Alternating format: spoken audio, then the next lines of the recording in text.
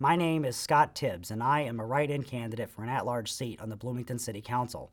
I filed as a write-in candidate back in June to ensure that people have as much choice as possible in the upcoming election.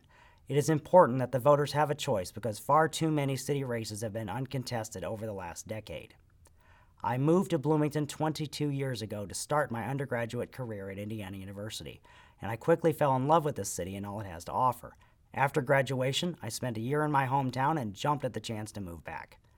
I met my future wife in September of 1999 and we married in May of 2001. We have 2 sons, ages 3 and 1, along with 2 Beagle mixes. We are members of Clear Note Church and have been since 2002.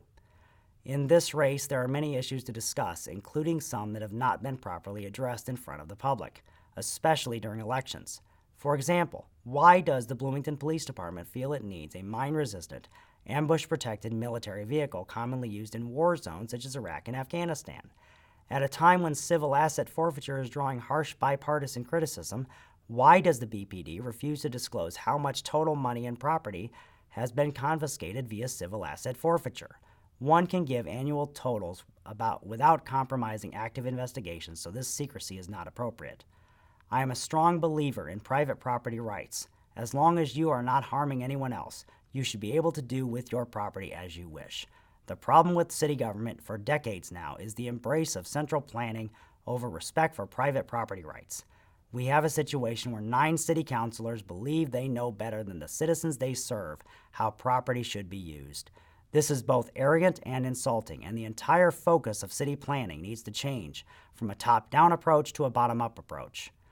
As a city councilor, I would pressure Indiana University to be a better neighbor in the area of fire protection. The amount of money that IU pays the city is not enough when you consider how many fire runs take place to the IU campus.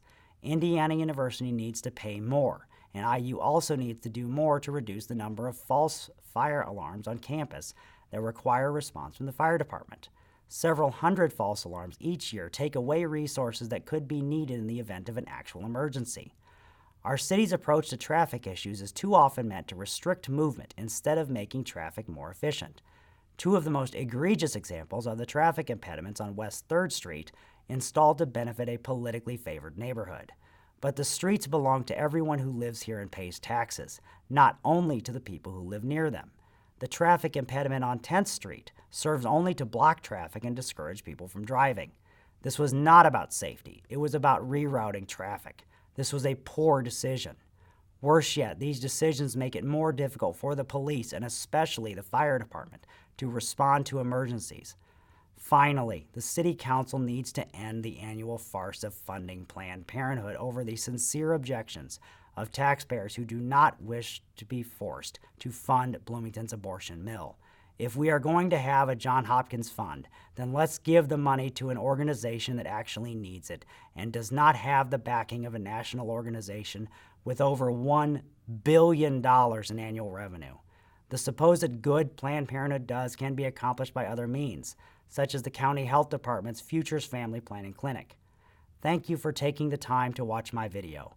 You can see more information at www.votefortibbs.org, or you can follow me on Twitter at votefortibbs or on facebook.com/votefortibbs.